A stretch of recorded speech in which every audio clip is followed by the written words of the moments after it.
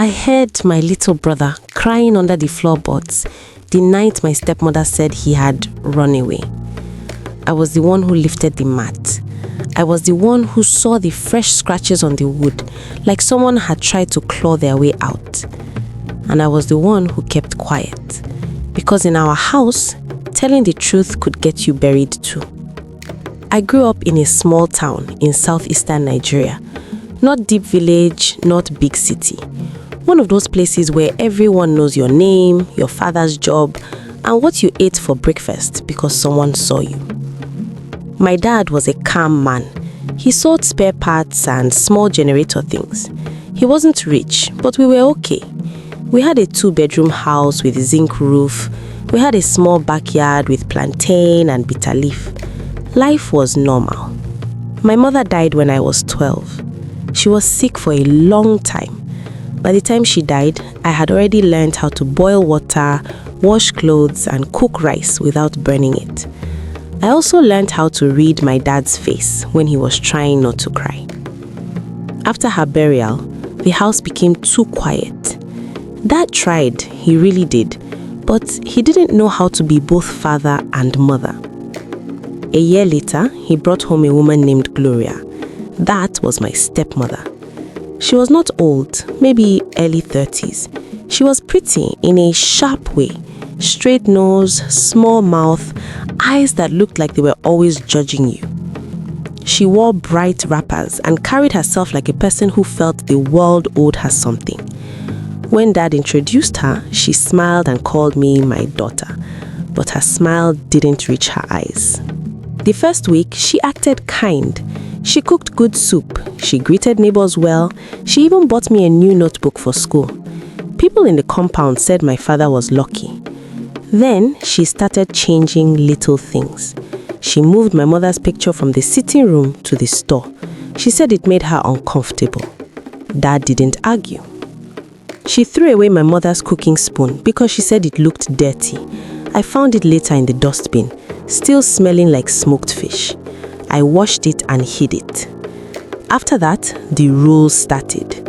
No talking while eating, no coming home late, no laughing too loud, no sitting in the sitting room unless Dad was there. If Dad wasn't around, the sitting room belonged to her. And slowly, my father started to disappear inside himself. When he came back from work, he was tired. He just wanted peace. So if she complained, he would say, "Let it go, please." He thought he was keeping the home stable. He didn't know he was handing her power. A few months after she moved in, she got pregnant. Dad was so happy. He announced it like a festival. Neighbors came to greet her, people brought fruits. She smiled with her teeth that time. When she gave birth to a boy, everything changed again. The boy's name was Chima. From that day, Chima became the center of the house. Even when he was a baby, Gloria acted like he was a king. If Chima cried, it was my fault. If he coughed, it was because I brought germs from school. If he refused to eat, I poisoned the air. At first, I laughed it off. I thought she was just stressed. Then, she started making me do things that didn't make sense. She would wake me up at 4:30 a.m. and tell me to wash plates that were already clean. She would send me to buy pepper at night, knowing our street was dark. She would tell me to clean the backyard even in rain. Sometimes, I would be scrubbing the floor and she would stand over me, watching like she enjoyed it. And if I tried to complain, she would lower her voice and say, "Your father will believe me, not you." That sentence stayed in my head because she was right. One day, I came back from school and found my school bag poured on the floor. My books were scattered, my pens broken. Gloria was sitting on the sofa feeding Chima. She looked at me like a thief. "Where were you?" she asked. "I was in school, because where else would I be?" She walked closer and slapped me hard. My ear rang. She said, "You will not spoil my son's home." Dad came in later and saw my face swollen. I tried to explain. Gloria cried first. She said I had pushed her and insulted her. Dad sighed, rubbed his forehead, and told me to apologize. I apologized. Not because I was wrong, but because I didn't want trouble. That was the day I learned what kind of house I was living in. After a while, Gloria stopped treating me like I lived in the house. She hardly gave me food. Some days I survived on leftovers scraped from pots after everyone had eaten. When I asked, she would say there was no food, then cook later for herself and my father. She stopped buying me clothes. I wore the same dresses until they faded and tore. When neighbors gave me things, she took them and said I didn't deserve charity. I learned to stay quiet when hunger burned my stomach, because asking only brought insults. In that house, I wasn't beaten every day, but I was slowly erased, like someone they were hoping would disappear on her own. Chima grew into a bright little boy. He was 4 when the worst things started. He liked me. He followed me around. He would sit beside me when I was doing homework. He would ask me to tell him stories. Sometimes, when Gloria was shouting at me, he would try to hold her wrapper and say, "Mommy, stop." Gloria didn't like that. She wanted Chima to see me as the enemy.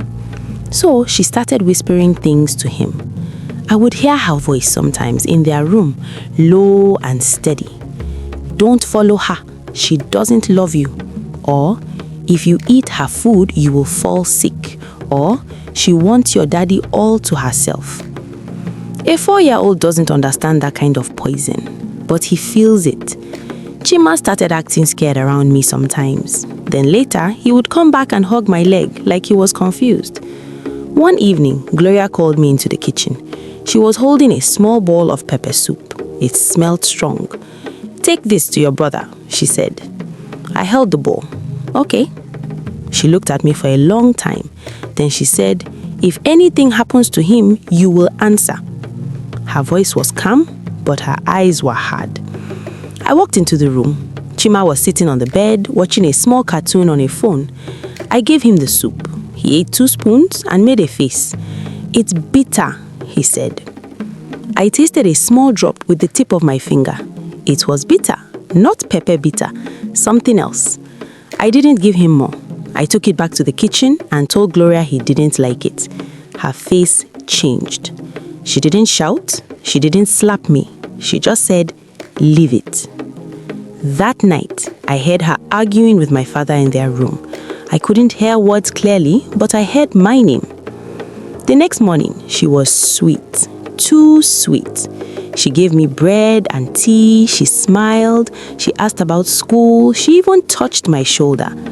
My stomach turned because I knew the sweetness was fake. When someone is wicked, their kindness is usually a plan. The first time Chima disappeared, it happened on Saturday. Dad went out early to buy goods. Gloria said she was going to braid a neighbor's hair in the next compound. She left Chima in the house with me. I was sweeping the front when he said he wanted to pee. He ran inside. 5 minutes passed, 10 minutes. I called his name, no answer. I searched the rooms, nothing. I checked the backyard, nothing. My heart started beating fast. I ran outside to ask neighbors if they saw him. People shook their heads. Then Gloria came back acting surprised. "What is happening?" she asked. "Chima is missing," I said. Her eyes widened. She started screaming, "My son, my son!" Neighbors gathered. People started searching. Someone blamed the road. Someone blamed kidnappers. Gloria was crying loudly, rolling on the ground. Then she pointed at me. "Ask her," she screamed. "She was the one with him." I felt my whole body go cold. I tried to speak, but the words didn't come out fast enough. People started looking at me differently. Someone said, Someone else said, "This girl has been jealous since." I wanted to shout. I wanted to tell them to think. But in places like ours, once a story enters people's minds, it becomes truth. We searched until evening. Then around 7 p.m., Chima walked out of the store behind the kitchen. He looked sleepy, like he had just woken up. Gloria grabbed him and started crying again. She hugged him too hard. "Where were you?" Dad asked when he returned. Chima rubbed his eyes. I was in the dark place. What dark place? I asked softly. He pointed toward the store. That store was always locked. Only Gloria had the key. I looked at her. She avoided my eyes. That night, I didn't sleep because I started thinking, what if he didn't just walk into that store? What if someone put him there? After that, it happened again and again. Each time, it was when Gloria was around. Each time, the blame shifted toward me. Each time, she cried louder than everyone, like she was acting for an audience. The third time, my father got angry.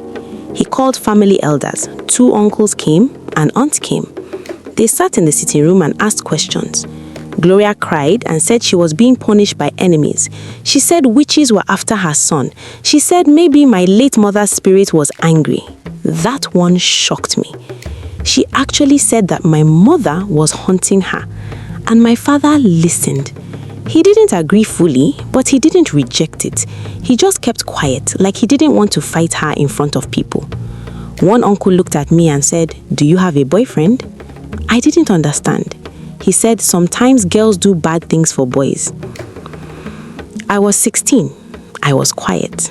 I didn't even have data on my phone most days. I wanted to cry, but I held it because crying in front of them would make them think I was guilty. After they left, my father warned me. "Please," he said, "don't do anything that will disgrace me." That was the day I realized my father's fear was stronger than his love. Not because he hated me, but because he was weak. The final night, the night I heard Chima under the floorboards, started like any other evening. It was raining lightly, the power was out, Gloria was in the kitchen cooking, Dad was in the room tired. Chima was playing with a plastic car. Then Gloria called him, "Chima, come and drink tea." He ran to the kitchen. I followed, not fully, but enough to see. She held a cup out to him. He took it and drank. 2 minutes later, he started coughing, not normal cough, like something was stuck in his throat. Gloria shouted, "Ah, what is wrong with you?" Chima's eyes watered. I stepped forward, "Let me see." Gloria snapped, "Get out." Chima's cough slowed. He looked dizzy. Gloria carried him into her room and locked the door. I stood outside, frozen. I heard her moving inside. I heard her shushing him. Then I heard nothing. No crying, no cough. Just quiet. My heart started beating again. I went to my father. "Daddy, Chima is not okay." He sighed. "Leave it. She knows what she's doing." I didn't move. He looked up at me. "What do you want me to do?" "I want to check on him." He got up, annoyed, and walked to the door. He knocked. "Gloria, open." Still no answer. He tried the handle, locked. Then Gloria's voice came, calm. "He is sleeping. Don't disturb him." Dad turned back, frustrated. "You see?" He walked away. I stood there, listening. That was when I heard it. A small sound. Not from inside the room, from the floor. A muffled cry. Like someone trying to cry but holding it back. I dropped to my knees and pressed my ear to the floor near the doorway. "Help!" Chima's voice, weak. My whole body turned cold. I moved fast. I pulled the mat aside. There was a wooden board nailed down, new nails, shiny. New nails. My hands shook. I ran to the kitchen, grabbed a small hammer that Dad used for repairs, and returned. I started pulling nails. My fingers hurt. The wood resisted. The cry got louder. Gloria opened the door suddenly. "What are you doing?" she screamed. She saw the hammer. She saw the nails. Her face changed in 1 second, like someone caught without a mask. Dad rushed out. "What is this?" I pointed. "Chima is under there." Gloria laughed sharply. "She is mad. Look at her." I didn't speak. I kept pulling. Dad knelt beside me, confused. Then he heard it too. He froze. For the first time, he looked truly afraid. We pulled the board up. The smell hit us first. Heat and sweat and urine. Chima was there, curled up, eyes half open, his face wet with tears. His hands had scratches. His lips were dry. Dad lifted him out like he was lifting a baby from a grave. Gloria stepped back. Nobody spoke for a moment. Then Dad looked at her. "Why?" he asked. Gloria started crying, not the loud acting cry, a real panic cry. "I didn't do anything," she said fast. "I was trying to protect him. There are people after him." Dad's voice became low. "You nailed my son under the floor."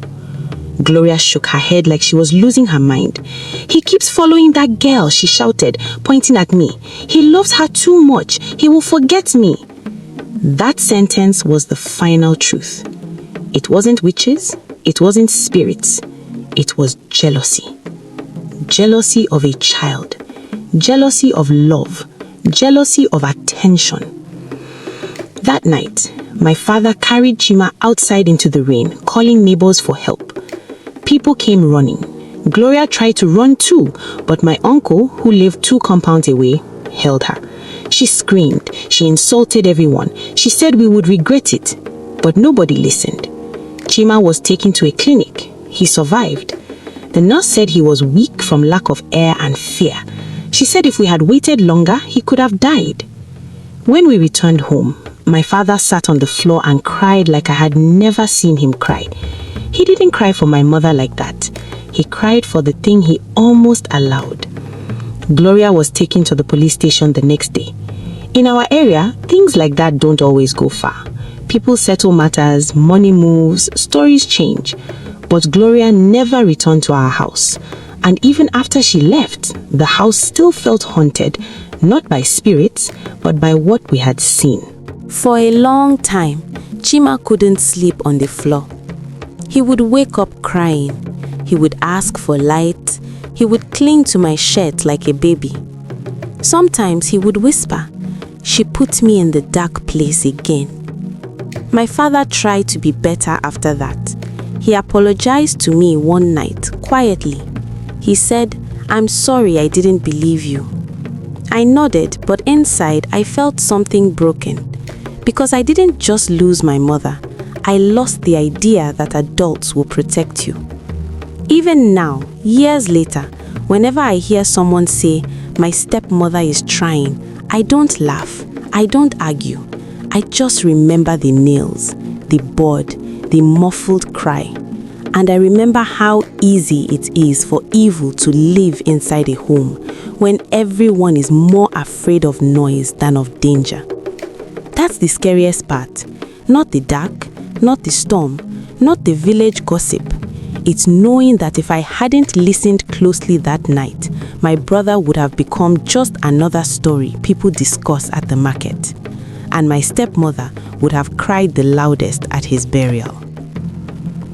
And that brings us to the end of today's story.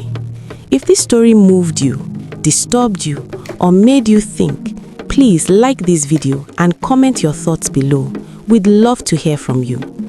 Don't forget to subscribe to the channel for more real African folk tales and true life stories. Thank you for listening, and we'll see you in the next story.